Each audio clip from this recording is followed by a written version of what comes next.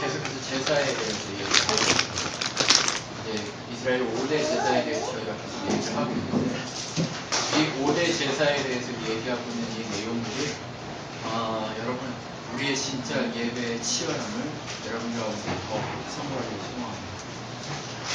정말 예배의 치열함이 우리에게 필요한데 뭐 이렇게 모여서 예배하는 이 예배의 경건한 뭐 이런 치열함이 아니라 우리가 진짜 삶을 통해서 하나님의 백성됨에 그 관련된 삶의 예배의 치열함이 우리가 오늘 필요한 것입니다.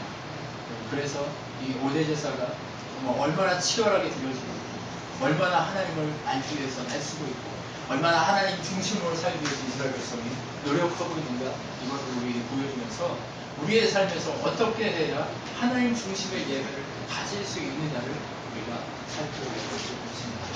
자, 다시 봅니다. 번제, 소제, 화목제, 속죄제, 속건제. 자, 제가 저번 주에 한 가지 빠뜨린 게 있어요. 속죄제 중에 6장을 가니까 속죄제 규례가 한 가지가 나오거든요. 그거는 이거 설명하면서 쭉 하면서 할게요. 자, 번제.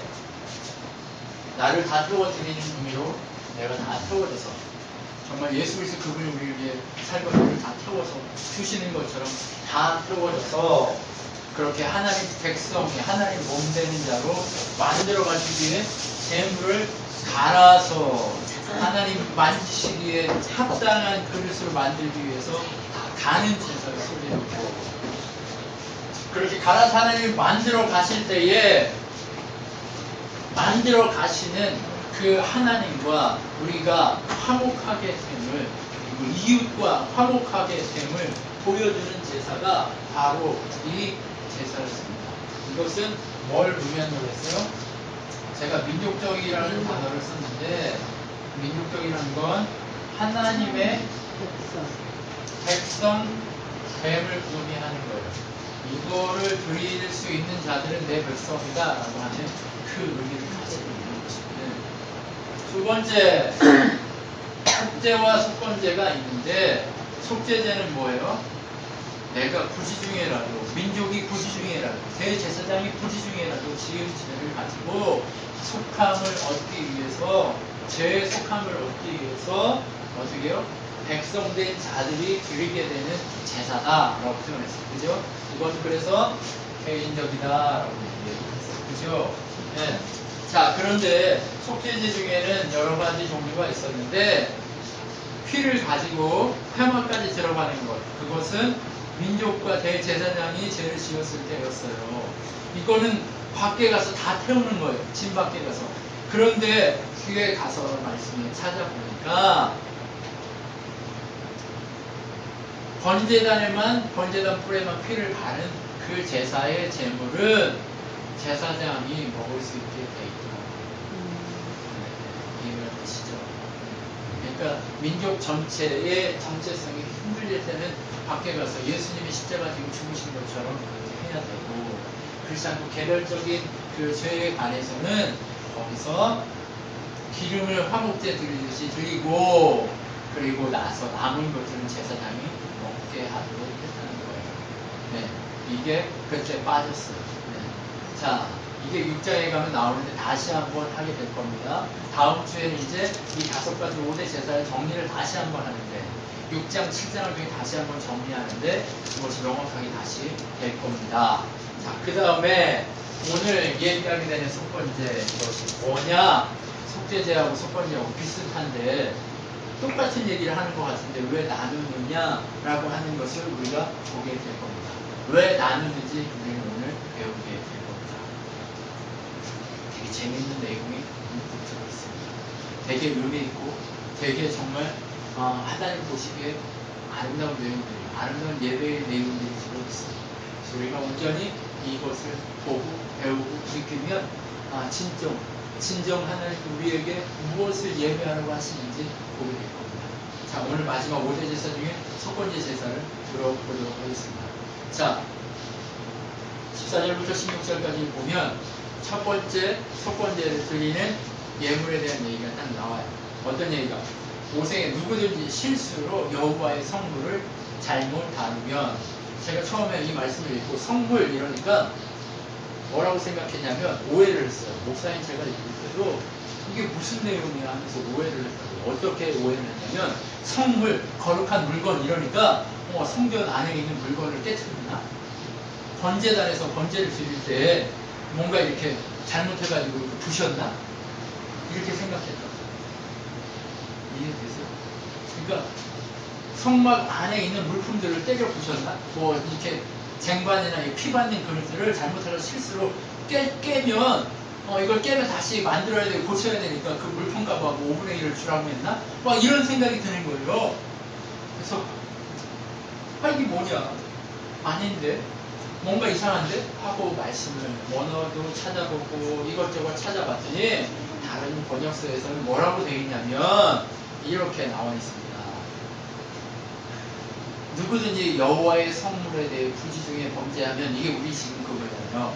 그런데 이것을 공동번역, 그러니까 공동번역이 뭐냐면 천주교인들하고 기독교인들 학자들이 둘이 만나가지고 이 번역한 게 공동번역이에요. 근데 이게 참 잘 돼 있습니다. 자, 공동번역에 뭐라고 되어 있냐면 누구든지 야훼에게, 야훼는 여호와를 뜻합니다.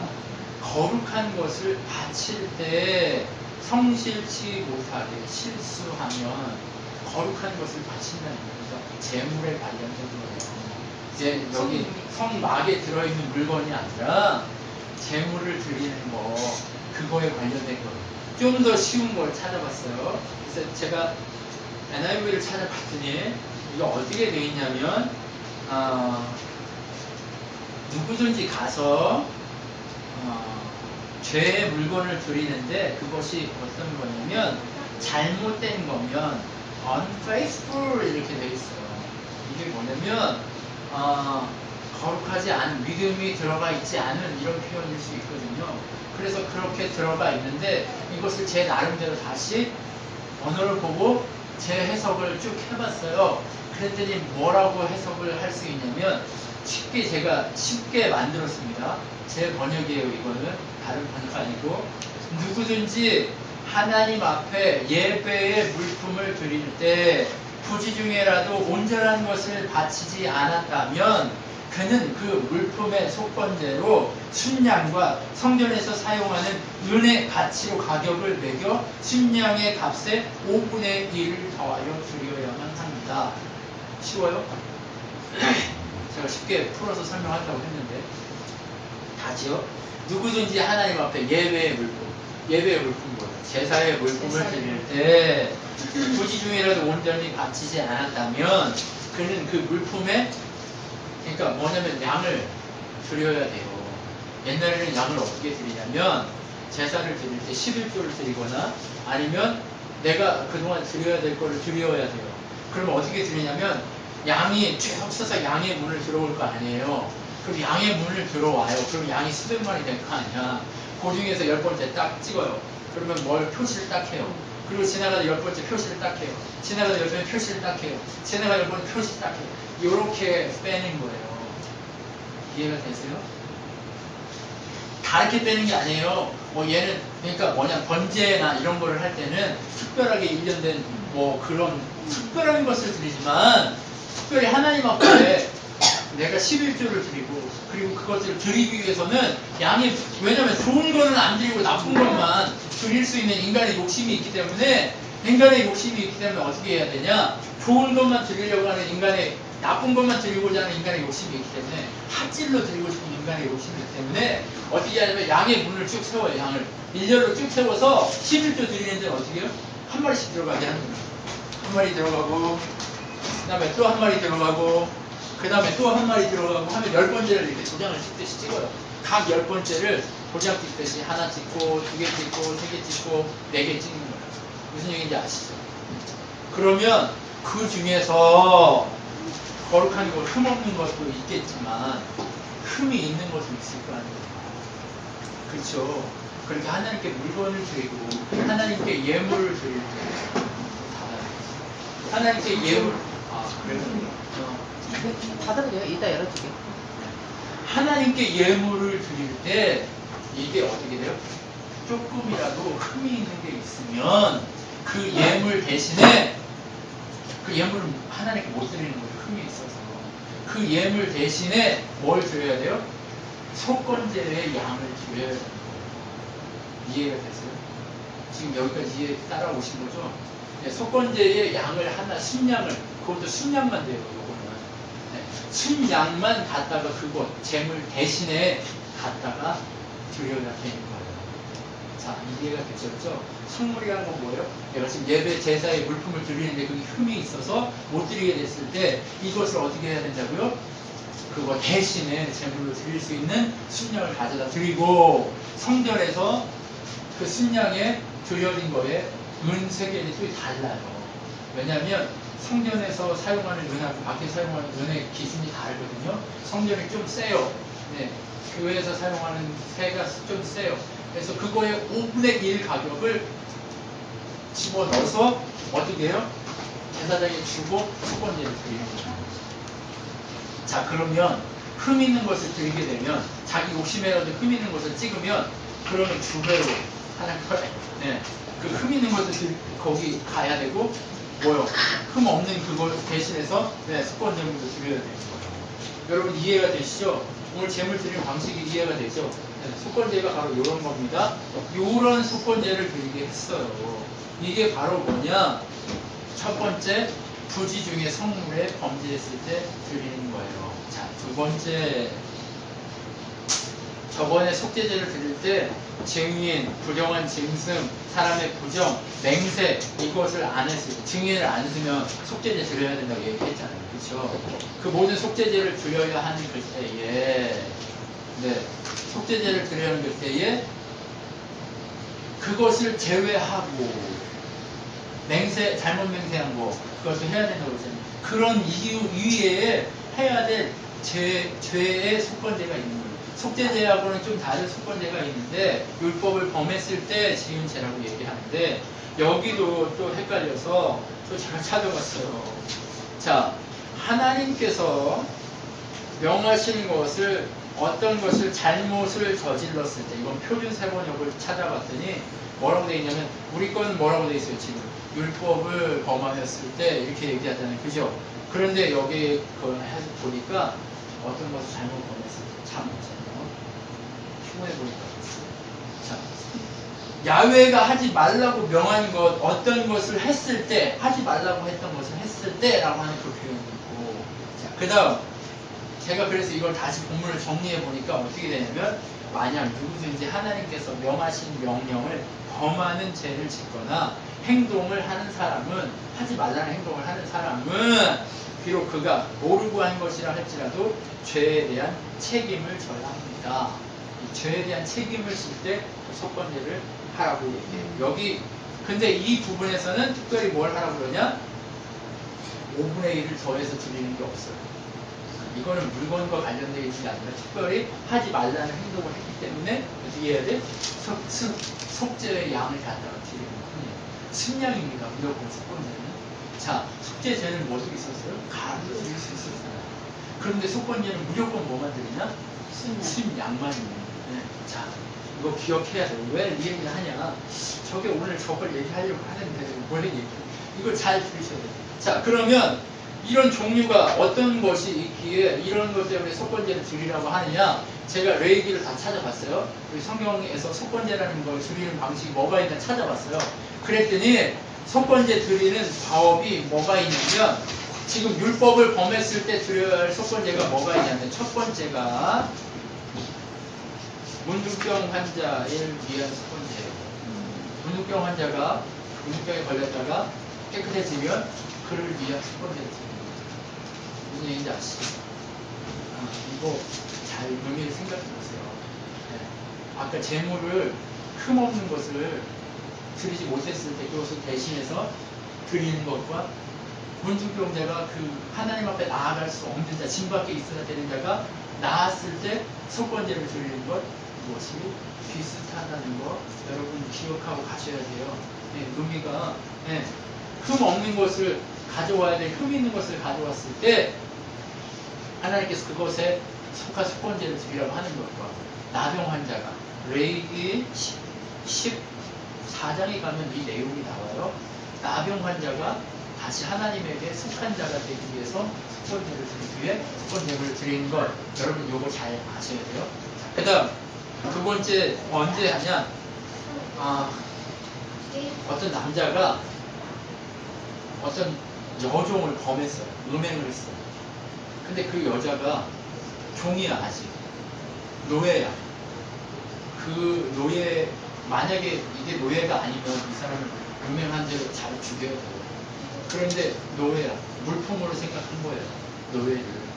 이게 우리 생각으로는 아직 그런 개념이 아니지만 그 나라의 문화 속에서는 이게 물품으로 보이는 이것이 어쩔 수가 없어요. 그렇기 때문에 성경에서 그들이 최악을 죄를 저지르지 않게 하기 위해서 지금 이걸 하는 거예요. 그리고 여종과 동침해서 문제를 해결해야 할 때, 그것의 문제를 해결해야 할 때 어떻게 하냐? 속건제를 드리게 했어요. 네. 그 다음 나시린이 뭐예요? 태어나면서부터 하나님께 바치기로 결정된 사람. 바치려면 죽여야 되잖아요. 그치?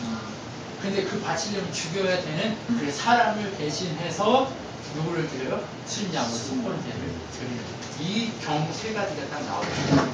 여러분 이걸 찾는데요. 네, 별로 걸리지는 않았어요. 그런데 이거를요, 여러분 기억하셔야 돼요. 나병, 그 다음에 음행하는 것에 대한 거, 그 다음에 뭐요? 나시린 교회에서 속건제를 드렸다. 네. 하나님 율법을 범했을 때라고 하는 이것이 뭐냐? 바로 이런 경우에 속하더라, 이런 얘기예요. 네, 그래서 다 찾아봤고요. 그래서 이렇게 드리는 게 두 번째 속건제의 방법이에요. 자, 주세요. 그냥 제대로 어쩔 수 없어요. 내버려 주세요. 자, 그냥 우리련이 생각하고 내버려 주세요. 우리도 저랬어요. 자, 그 다음에 세 번째 드리게 되는 게 뭐냐면, 세 번째는 두 가지 종류로 이렇게 나눴거든요. 알렉스 사랑해. 알렉스 사랑해. 사랑해. 준영아 사랑해. 준서도 사랑해. 나도 알아. 그래. 사랑해. 자, 세 번째는 뭐냐면 이제 6장으로 넘어가는 거예요. 진실하지 못하면서 오는 경우가 두 가지가 있어요. 진실하지 못한 경우. 싫어? 어떡하냐. 아직 중간도 안 왔는데. 진실하지 못하면서 오는 경우가 있어요. 진실하지 못한 경우. 근데 처음부터 이 제사를 했으면 기다만 들을 텐데 중간에 들으니까 이게 뭔 소린가 지금 그렇지. 이번에 진짜 고경이 오빠죠? 네, 반가워요. 예배는 보고 싶었는데 이렇게 보네요. 여기 설교하다가 이렇게 인사도 하고. 자, 진실하지 못하면서 오는 경우가 있는데 뭐냐면 다른 사람이 물건을 여기 우리 거를 보니까 뭐라고 돼 있냐면 못 알아듣게 돼 있어요. 또 그래서 제가 저도 막 이번 이 속건제는요 좀 못 알아듣는 내용이 많아요. 신실하지 못해 범죄하되 이웃에 맡긴 물건이나 전당물을, 그러니까 이웃에 맡긴 물건이나 전당물이 뭐냐 이렇게 생각을 찾아봤어요. 그래서 찾아보니까 뭐라고 되냐면 나한테 돈을 빌려갔어. 오성이가 돈을 빌려갔어. 그런데 오성이가 가지고 있는 게 겉옷 하나야. 갚기 전에 이거 겉옷을 전당을 딱 잡잖아. 그러면 겉옷 하나면 얘는 이불이 있어요, 없어요? 이불도 없어요. 겉옷 하나야. 그래서 이 겉옷 하나를 어떻게 해요? 저녁 되기까지 가지고 있지 말라고 그래요. 그래, 얼어 죽으니까 단봉을 가지고 있다가 돌려줘라. 그리고 낮에 되면 또 뺏는 한이 있어요. 밤이 되면 또 주고, 뺏었다 또 주고. 그런 게 아니고, 이제 얘를 주자는 거예요. 근데, 우리, 오성아, 미안해. 오성이 돈 많이 벌 사업가가 될 텐데, 목사님 주셨다고 얘기하면. 오성이가 하면, 얘가 저한테 100원을 벌었어요. 100원을 빌려갔어요. 그게 오성아. 100원을 딱 빌려왔어요. 100원을 빌려갔는데 얘가 돈을 안 갚고 그래서 옷을 나니까 얘 딸을 내가 딱 담보물로 잡았어요. 근데 얘를 가지고 있어요. 그런데 얘가 돈을 100원을 가지고 와서 나한테 갚았어요. 그런데 내가 욕심이 나가지고 이 딸을 안 돌려주는 거예요. 요런 상황. 이해가 됐어요. 요런 짓을 참 많이 했어요. 네. 이런 나쁜 짓을 많이 했거든요. 담보물을 속이는 거예요. 억지로 안 주려고, 도둑질하려고, 강제로 뺏으려고 안 주는 거예요. 무슨 얘기인지 알겠어요? 이런 상황인데 딱 걸렸어. 누구한테? 다른 사람이 이걸 보고 나보다 힘센 사람이 와가지고 딱 걸려가지고 조사해가지고 딱 걸리니까 어떻게 해요? 찍소리 못 하잖아요. 그럼 어떻게 해야 돼? 딸도 돌려줘야 되고 돈도 줘. 이것에 합당하게 100원의 5분의 1 돌려줘야 돼요. 무슨 얘기인지 알겠죠? 돌려주지 않은 것에 대한. 그러니까 만약에 딸의 가치를 매긴다 그러면 그 딸의 가치의 5분의 1을 더 내서 줘야 돼요. 이해가 되세요? 네, 아무튼 그렇게 해서 요거를 해야 되는 거예요. 5분의 1을 해야 되고, 그리고 또 딱 걸렸어. 하나님의 마음을 막 찔러. 아니, 도둑놈아 하면 지가 자복해서 가서 이렇게 돌려서 5분의 1을 줘야 되는 경우가 있어요. 이게 첫 번째 진실하지 못한 경우에 나타나는 거고, 두 번째는 뭐냐면, 도경이가 돈을 100원을 잊어버렸어요. 잊어버린 게 아니라 잃어버렸어요. 맞죠? 잃어버린 거. 잃어버린 거죠. 잊어버린 거 아니고요. 잃어버렸어요. 내가 국어를 진짜 못해요. 잃어버렸어요. 그래서 도경이가 막 찾으러 돌아다녀요. 근데 그 돈을 내가 옆에서 딱 줬었어. 입마에 붙게 했어. 알고 있어. 그리고 있으면서 도경이가 나한테 물어. 목사님, 제 100원 보였어요? 이렇게 물어보니까 내가 어떻게 해요? 갖고 싶어가지고 내가 한번 찾아봐 줄게 이러면서 찾다가 집에 가요. 100원 들 거예요. 제 거 줘버렸잖아요. 그런데 이게 어떻게 됐어요? 도경이가 우리 집에 와가지고 어느 날 놀러 왔는데 보니까 동전 100원이 딱 있는 거예요. 그 봤더니 도경이가 자기가 100원짜리 그 동전에다가 번호를 새겨놨는데 그 번호가 딱 나타난 거예요. 그러면 어떻게 해요? 딱 걸린 거잖아요. 그럼 그 돈 줘야 되고 그 100원의 5분의 1을 도경이한테 돈 내서 줘야 되는 거예요. 이 두 가지 상황. 뺏어먹고 지가 다 해먹으려고 했던 이 두 가지 사기죠. 한마디로. 사기 치려고 했을 때 그 물품에 대한 5분의 1을 주고 순양을 가져다가 진짜 순양 하나에 얼마예요? 엄청이잖아요. 비싸잖아요. 그 100원 먹으려다가 순양 하나 주고 5분의 1 더해서 줘야 되는 이런 상황이 벌어져요. 이해가 되죠? 그래서 이 세 가지 경우가 속건제를 드려야 될 경우가 되는 거예요.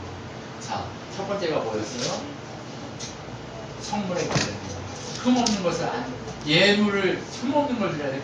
흠 있는 걸 드렸을 때 순양을 가져다 드려야 되고 5분의 1 제사장이 줘야 되고 그리고 율법을 범했을 때 순양을 가져다가 해야 되고 또 사기 쳤을 때 순양을 가지고 가고 물품의 5분의 1을 줘야 되는 이 상황이 바로 속건제를 드리는 상황이에요. 그럼 속건제를 어떤 식으로 드려야 되냐면 속건제를 드릴 때는요 화목제 드리듯이 모든 기름 다 번제단에 태우고 그리고 나머지 고기는 누구 거예요? 제사. 네, 거기서 제사장이라고 이름을 건 사람들은 이 속건제의 제물을 먹을 수 있어요. 아무나 먹는 게 아니고 속건제의 제물을 먹을 수 있어요. 이게 어디 나오냐? 레위기 6장 29절 30절. 그렇다고 뭐 목사가 요즘 제사장이에요? 그래서 목사한테 많이 줘야 돼? 이런 얘기 아니에요. 네. 자, 제사장 누구예요? 우리예요. 왕같은 제사장으로 삼으신 우리 모두가 다 하나님의 제사장이에요. 이해하셨죠? 네. 그러니까 우리가 하나님 주시는 것이 우리가 하나님 은혜예요. 주시는 거. 하나님 은혜 가운데 있는 거를 여러분 아셔야 돼요. 네. 옛날에 왜 제사장만 줬냐? 못 먹고 사니까. 네. 우리가 안 주면 못 먹고 사는 제사장이에요. 그렇기 때문에 하는 거예요. 네.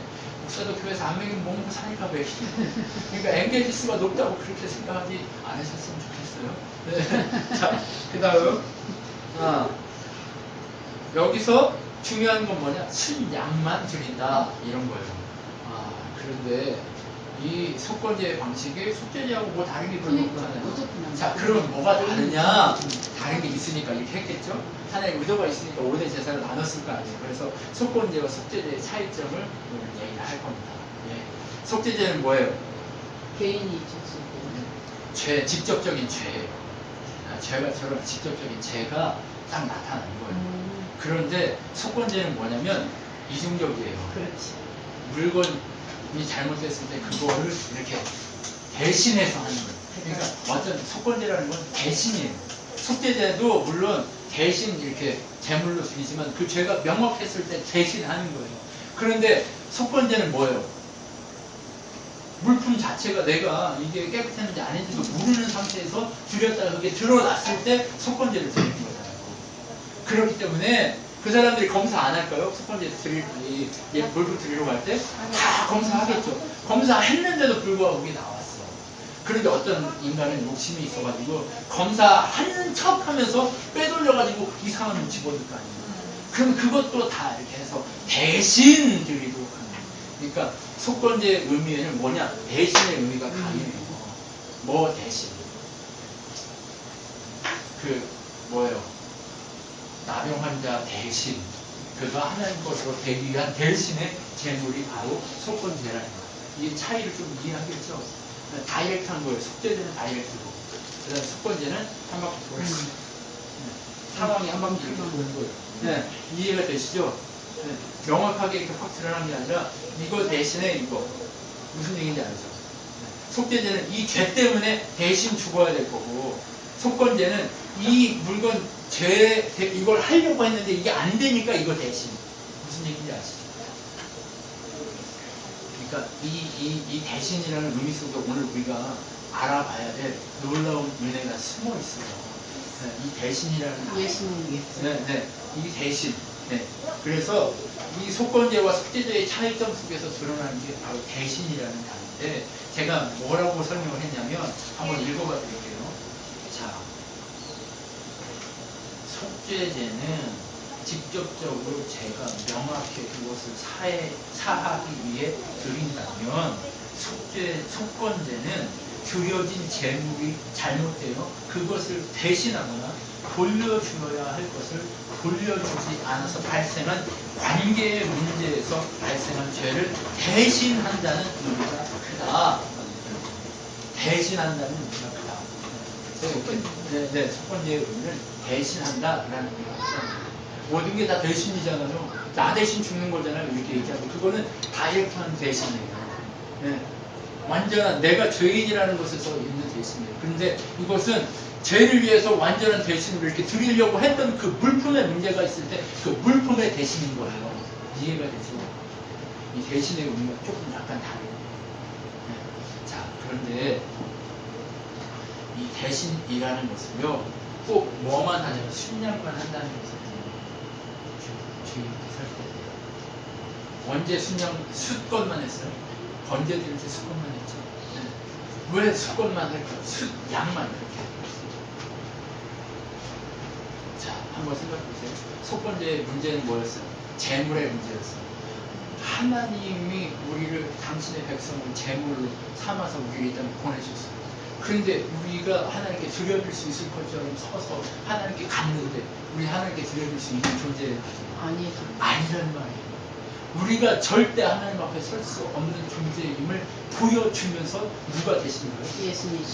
순양 대신 예수님이 대신 우리를 위해서 죽는 그 싸움을 우리에게 보여주는 그 피 흘림의 의미가 대신의 의미가 바로 여기 써 있는 거예요. 하나님은요 다른 것으로 우리를 대신시키겠다고 하는 거예요. 왜요? 이 세상 어떤 것으로도 우리를 대신할 게 없어요. 흠없는 게 있어요, 없어요? 아무리 양이 흠없다고 얘기해도 흠없는 게 있을까요, 없을까요? 없어요. 우리는요 다 흠이 있어요. 왜요? 이 세상에 사는 것 자체만으로도 흠이 있는 거라고 우리 그때 디스커션하면서 같이 얘기하면서 얘기했잖아요. 그치? 네. 그 얘기, 이 세상에 살고 있는 것, 나는 죄 없어 라고 얘기하는 사람들이 참 많은데 아니에요. 이 세상에 죄된 세상에 살고 있는 것 자체만으로도 죄가 있어요. 이 세상에 속해 있는 것만으로도 죄예요. 왜? 이 세상 모든 것이 저주를 받았기 때문에. 누구 때문에? 죄로 인해 저주받았어요. 자, 보세요. 저주받은 물건에 내가 접촉되면 어떻게 돼요? 똑같이 저주받은 게 되잖아요. 그럼 이 세상에 속해 있는 것, 죄된 세상에 속해 있는 것 자체가 죄예요. 성경적이잖아요. 지어내는 거 아니잖아요. 이 죄된 세상에 속해 있는 것 자체만으로도 죄인 거예요. 그렇기 때문에 어떻게 되는 거예요? 우리 인간 어떤 누구로도 나를 위한 대성물로 드릴 수 있는 존재가 없다는 거예요. 그렇기 때문에 오늘 물품을 정리하고 점검해서 대신 드릴 수 있는 속건제를 정리하는 거예요. 다시 한번 마지막 제사를 때 뭘 하는 거예요? 예수 그리스도의 은혜 우리에게 얘기하고 우리를 대신하신 부분. 아까 얘기했죠. 나병 환자를 대신하는 물품. 이 모든 것을 대신하는 물품을 하나님이 준비하게 하셨다는 것 우리가 보게 된다는 거예요. 이사야 23장에 보면 이런 얘기가 나옵니다. 제가 한번 읽어드릴게요. 이사야 53장 8절로 11절 말씀. 그는 곤욕과 심문을 당하고 끌려갔으나 그 세대 중에 누가 생각하기를 그가 살아있는 자들의 땅에서 끊어지면 마땅히 형벌받을 내 백성의 허물 때문이라 하였으리요. 그는 강포를 행하지 아니하였고 그의 입에 거짓이 없었으나 그의 무덤이 악인들과 함께 있었으며 그가 죽은 후에 부자와 함께 있었더라. 이게 누구예요? 예수님이 땅에 묻혔다 이 얘기예요. 예수님이 묻힐 거다 이런 얘기를 하는 거예요. 흠도 없고 아무것도 없고 뭐 그것도 아닌데 누구를 대신해서 이 세상 자체 저주받은 세상 자체를 대신해서 피를 위해서 그런 거지요. 여호와께서 그에게 상함을 받게 하시기를 원하사 질고를 당하게 하셨은즉 그의 영혼을 무슨 제물로? 속건 제물로 드리기에 이르면 그가 씨를 보게 되며 그의 날은 길 것이요 또 그의 손으로 여호와께서 기뻐하시는 뜻을 성취하리라. 오늘 무슨 제물로 드린대요? 속건 제물. 예수님 우리의 무슨 제물이요? 속건. 명확하게 나타났죠. 유일한 속건 제물인 것을 이사야가 딱 얘기하는 거예요. 그가 자기 영혼에 수고하는 것을 보고 만족하게 여길 것이라 나의 의로운 종이 자기 지식으로 많은 사람을 의롭게 하셔도 그들의 죄악을 친히 담당하리라. 우리의 죄를 담당하기 위해서 대신 속건제물이 주시는 거예요. 그러므로 내가 그에게 존귀한 자와 함께 몫을 받게 하며 강한 자와 함께 탈취한 것을 나누게 하리니 이는 그가 자기 영혼을 버려 사망에 이르게 하며 범죄자 중 하나로 헤아림을 받았습니다. 그러나 그가 많은 사람의 죄를 담당하여 범죄자를 위하여 기도하였느니라. 우리를 위하여 기도하시고 우리를 위하여 속건제물로 바쳐지면서 우리가 뭐되게 거룩하고 흠없는 자 되게 만드시기 위해서 속건제를 드리게 하셨다는 거예요. 흠없으신 예수님만 우리를 위해 십자가 지실 수 있고 우리의 속건제물이 되실 수 있다는 표현을 보여주고자 합니다. 성경은 계속해서 우리에게 무엇을 얘기하냐? 너희의 흠, 너희의 악함, 너희의 더럽고 추악함 이 모든 것들이 누구를 통해서만? 예수 그리스도를 통해서만 거룩함을 회복하게 될 것이라는 은혜의 말씀을 우리에게 주고 있습니다. 다른 걸 얘기하고 하는 게 아니에요. 나시린 그 사람도 주님이 아니면 죽어야 될 사람이라는 거예요. 아무리 지가 하나님 앞에 태어나면서부터 뱃속에 있으면서부터 그리기로 결단했다 할지라도 그 또한 태어나는 순간 이 세상에 속한 저주받은 세상에 속하는 순간 뱃속에 있는 순간부터 그 죄를 알아야 돼요. 무슨 얘기인지 아시겠어요? 그 모든 것을 알았을 때 하나님의 무조건적인 은혜를 우리가 알게 됩니다. 어떻게 생각해요? 그분의 무조건적인 사랑을 알게 됩니다. 그분의 무조건적인 능력을 알게 됩니다. 그분의 무조건적인 다스림을 보게 됩니다. 그분의 무조건적인 능력을 보게 됩니다.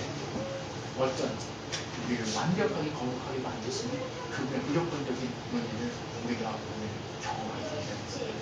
그렇기 때문에 오늘 속건제를 드리라고 명령하신 하나님 앞에 우리가 서야 될 자리는 어디냐? 나는 흠이 있지만 나를 대신에 속건제물로 바쳐진 그분을 통해 나는 이제 흠없는 하나님의 백성으로 사람으로 만들어졌다는 것을 다시 한번 확인하는 계기가 돼요. 그러면 얼마나 이 치열한 싸움을 하고 있어요. 삶 자체가 예배잖아요. 11조를 드리려고 양을 이렇게 하면서 제대로 된 정신이 있는 사람들, 흠없는 양들을 찾으려고 또 10번째 다 찍어가지고 모아놓고 그거 흠 있는지 없는지 찾아보고 흠 있으면 확 벗어 좋은 걸로 하는 이 작업들. 내가 하나님 앞에 나아갈 때 내 삶 속에서 하나님 앞에 나아갈 때 내 이 삶의 모든 순간순간이 치열하게 하나님 앞에서 그거 해야 돼. 치열하게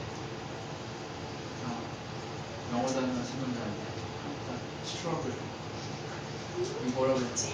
네, 투쟁이에요. 여러분 이 투쟁이 우리의 삶 가운데 있어요. 제가 전에 몸부림치라고 얘기했죠. 몸부림치라고 해요. 하나님 앞에서 내가 진짜 하나님이 내 주인입니다. 나 오늘도 막 싸우고 나 오늘도 막 이렇게 속이 올라오고 막 이 속에서 막 이렇게 할 때마다 내 교만이 나도 모르게 막 올라왔을 때 그 중에 나도 모르게 내 KM이 올라왔을 때 내 KM이 올라왔을 때 우리는 교만을 KM이 오늘 KJ 교만 이렇게 해서 KM 자막까지 네. KJ KJ 네, 교만 자막 네. KJ 자막까지 받으셨어요. 어이없대요. 오늘도 코리안 뮤직이라며요. 자,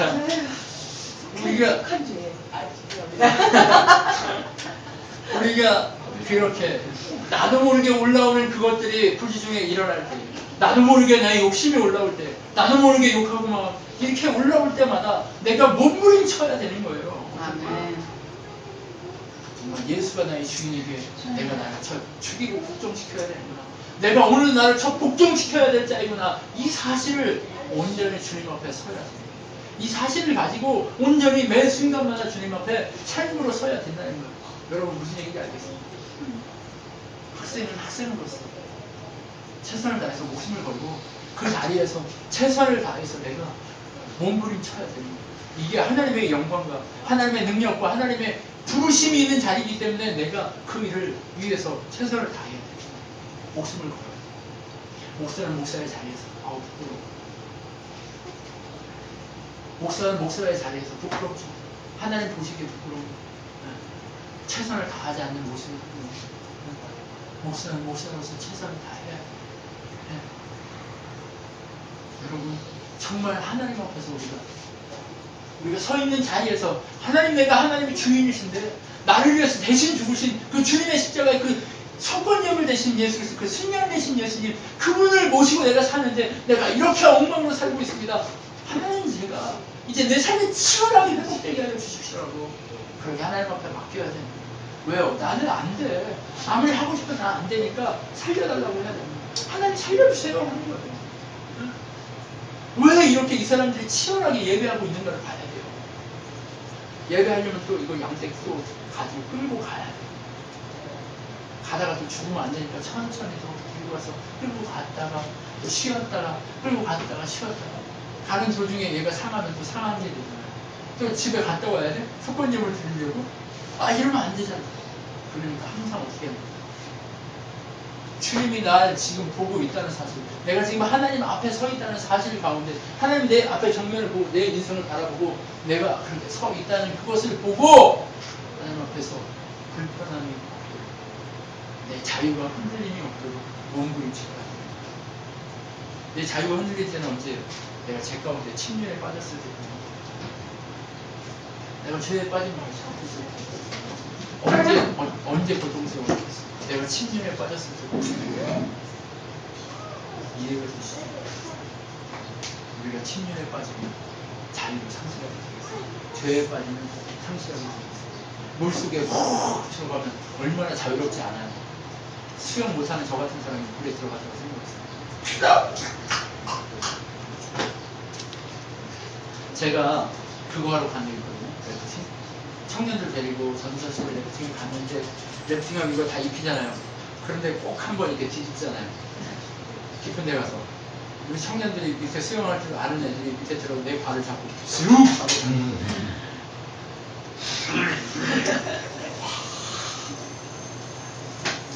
물 엄청 먹었어. 배가 이렇게 나왔어. 자유를 상실했지. 언제 내가 죄 악에 빠졌어. 그렇죠. 우리가 자유를 상실하게 되면 죄를 빠졌습니다. 물론 예수 그리스도 은혜를 알기에 더 큰 은혜를 누리고 자유하게 되는 은혜도 있지만, 그러나 우리가 몸부림치지 않아서 오늘 이 죄악들을 얼마나 안타까운 일인지, 그럴 때는 우리가 뭘 해야 되는지 오늘 몸부림치는 여러분 되시겠죠. 오늘도 여러분 한 분 한 분이 몸부림쳐서 하나님 보시기에 아름다운 예배의 그 삶의 모습, 예배자의 삶이 여러분 인생 가운데 나타나는 거죠. 그래서 오늘 교회에 와서 한 번 예배 드렸다고 만족하고 끝나는 게 아니에요. 우리는 우리의 인생의 전 영역을 살아갑니다. 우리의 모든 시간마다 나를 적극적시키는 그런 예수 그리스도의 은혜 가운데 서기 때문에 예배자의 모습이 회복되어야 할 줄 믿습니다. 기도하겠습니다.